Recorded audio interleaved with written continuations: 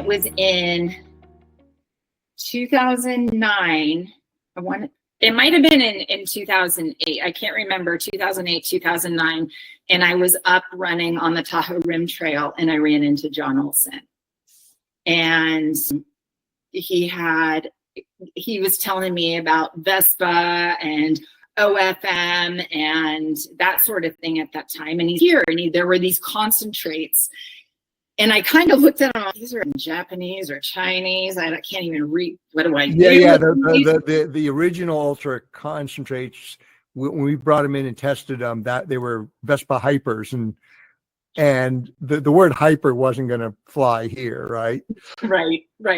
They were the original ultra concentrates were when we field tested them, they were in Japanese.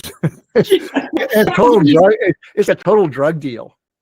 Yeah, really. So he gave me these, and so I remember trying them on a training run, and I was using them like gels. And I was, I don't feel a kick like I do in the gel. These things don't work. So then move forward to 2009. I ran Western States, and I was puking my guts out from after the elevator shaft. I was like, before I don't Cal feel so good. And we were heading down to Cal 3. And my dad's like, just puke and you'll feel better. And I puked, and about half mile down the road, I don't feel good again. And that was a long, I was able to come back for a little bit, and then I exerted myself because there was somebody who was in front of me that I didn't want to beat me. So I took off and going down on the Quarry Road, and it bit me. And by the end, Jen Pfeiffer was pacing me, and I remember looking at her, and I had gotten down to no hands. And she's just taken ice chip. And as soon as I got it in my mouth, I was dry heaving again. And I looked at her and I said, Jen, I really think that I might need an IV when I get in, because I haven't been able to keep anything down. And she goes, don't worry, we'll be getting you an IV when you get in. And that year, I want to say it was the top 10 females were all in there getting IVs. I think the males too. It was a hot year, and it was tough. It was after that, shortly after that, maybe it was John. Anyway, shortly after that I had contacted you to try to figure out, what do I need to do? How do I use this Vespa? Because after that, I was puking all the time. It could be a 5K and I'd puke. It was always 2/3 of the way through the race.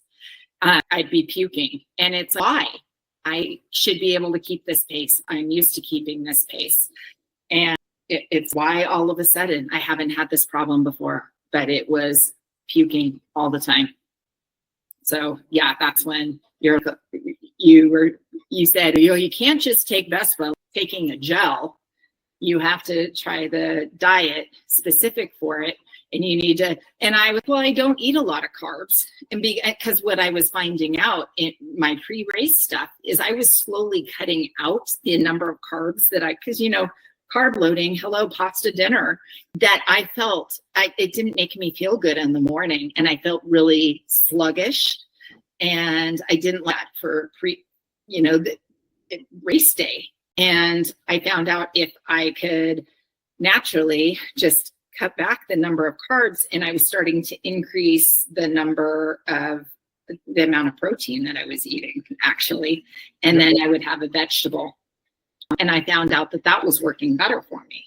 Yeah, and it wasn't eliminating the carbs completely. It was just not having tons of massive amounts. It was 80% carbs and 20% protein. Right. That was what people were doing back then. Yes. And then, they're doing it now too. But I remember that when one of the first conversations, I said, you're going to have to give up bread for a while. And you said, bread, I can't give up bread. I love bread. I said, just bear with me for a couple months. And then I remember you going to have pizza. I told you, go have pizza and beer with friends. And you called me back a couple of days later and said, God, I'm not going to ever do that.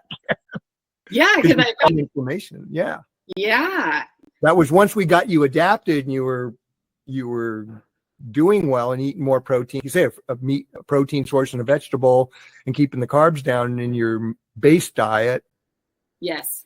Yeah. As soon as you hit those carbs, it was like, whoa. Yes, exactly. Exactly. And so so I really was very focused on getting the diet right so that I could use Vespa appropriately and that it would help and try to decrease the number of calories during the race. And I was running Western States 2010. And I remember the first big trial was running Miwok 100K. And at my drop bag consisted, I think I had a turkey and avocado roll up, a couple roll ups in there to take. And I was trying to, and I had my goos on me. And I remember you telling me you take them, when you know that there's a hill coming, take a goo because you're going to be using those carbs to help propel you up the hill. And you're going to use them strategically. And so that's kind of what I did. And I followed your guideline of taking 2 juniors before I raced, and then the concentrates, every 2.5, 3 hours. And I did that, and I ended up having a great race. And I didn't eat hardly, probably a third of what I usually eat during a race. And I did great, and I had nice levels of energy. I also ran, the other one was Leona Divide, the 50 miler. And it was the first heat of the year. It was really hot. And I remember thinking, this is going to be a true test because I'll puke in it.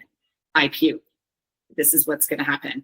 And I even got behind on my fluids. And I remember going into an aid station. It was Jimmy Dean's aid station. And I said, just give me a half gallon of water. I just need to down the water. And I downed it. And I thought, okay, we'll see what goes, because it was all exposed after that. And I kept everything down. And I was like, I felt great. I didn't cramp. I didn't puke. I was never nauseated. I was okay. There's something to this. Okay, I'm going to keep going with it.